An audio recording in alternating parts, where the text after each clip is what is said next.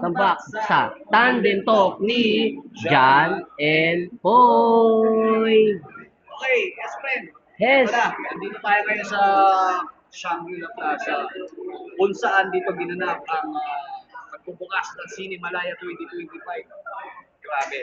Ito yung festival. Yes, of course. At syempre, may mga nakapanayam tayo kanina ng mga direktor. At meron din tayo mga kapanayam ulit ngayon ng mga direktor. Yan, yan. Abangan natin.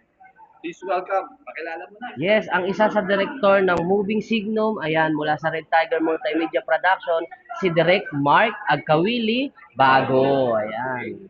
Hello po mga ka-Jackie po. Good evening, good morning. At sa akin naman, ang isa bilang director na sa acting pa, sa workshop pa ng Red Tiger Multimedia Production. Siya pinaka-coach namin. At assistant director lang ni Direk Mark. Walang iba kasi Direk Bong. Nauditating ko, nadating kasi natin ng supporters ng Jack and Boy. Jack and Boy. Good evening ko.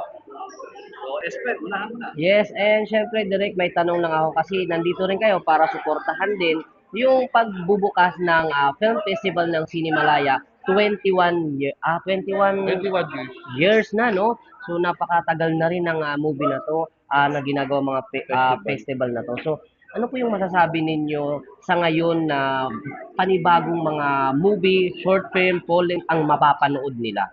Habang tumatagal, lumalalim, no? Lumalalim direct. From day 2005, 2005. nag-start ang first hanggang ngayon. Palalim yung istorya, talagang sinisisid nila yung mga character, yung mga storyline, storytelling nila, yung mga directors, mga bagong, mga pabata ng pabata. Nakakaisip mo yun. Speaking of directors, no? Direk Mark, tandaan ko na rin ang mga new filmmaker. Yes, Oo. oo. Galing na mga ginawa nila. At iba-ibang lingwahe meron dito. Oo. Hindi lang ito Ilonggo, meron na Bicol. May Bicol. Bicol, regional. Okay, ano po masasabi mo ron, Direk Bong? Ano pa yung mga napansin mo pa sa mga entry ng mga filmmaker niyo? So, lang magaganda, talagang makapuluhan ang pelikula, ang mga pelikulang alam ko talaga. Napakaganda na mahigpit ang laban nito. So, makikita natin kung ano, syempre, merong mga mananalo dyan. Kasi meron tayo mga, sabi mo kanina, may mga ibang lingwa, may mga regional yan na nagkaplanan dito na naman sa Himalaya. So ako din, nag-start dito ako nakilala sa dalawang pelikula na Children Show at yung Lola since 2014, Cinemalaya. So dito napansin na ako, kaya ganito ko kamahal na Cinemalaya. Kumbaga, ito na yung kaya marami mga artista na dito nagsimula, na-discover, nakitaan ng husay, mga nagka-award pa.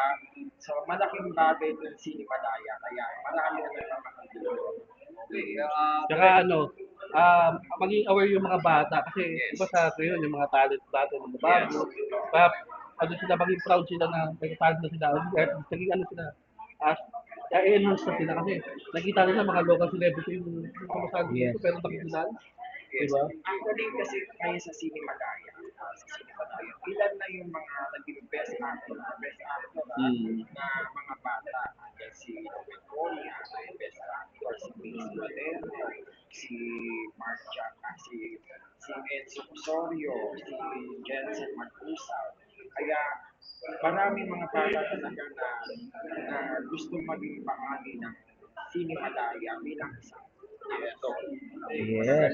So, nabibuild na natin, no? Nakikita natin yung pag-build ng mga katulad nito, yung Cinemalaya. So, hopefully, wish ko, Direk, Mark, next time, naka-enter na tayo rito, di ba? Yes. Sa Cinemalaya. Hopefully next year makapasok tayo. Okay. So, ipag-pray natin yan, guys. At salamat sa mga suporta nyo sa mga Thank you guys, thank you support. Yes. Thank sa you. mga Thank you. katulad nito, Cinemalaya, sa mga organizer, mga director, actors na mga dumating dito, mga sikat sa kayo. Yes. Mapapanood namin. So, antay natin na lang yung awarding. Yes, yung awarding this October 12. Okay. So, guys, babalik tayo. Signum nga pala, October 26 yan, malapit Yes. na Pinoy Night. October. October. Kung bumili ng mga ticket yan, PM lang sa Red Tiger Multimedia Yes, Production. nga pala. And then, sa direct po sa lahat sa page namin kung saan. Okay, take note October 26. October 26. Yes. Yes. Tayo naman ang nasa red carpet. Cinema 7. Maraming mga abang-abang talaga na nangyayari sa Signo na talaga. Marami na na-excite sa totoo lang. Yes. Okay. So, pag-abangan nyo yan. Fantasy action drama yan. Sigurado yan. October 26, Trinoma. Yan ang ating premiere night.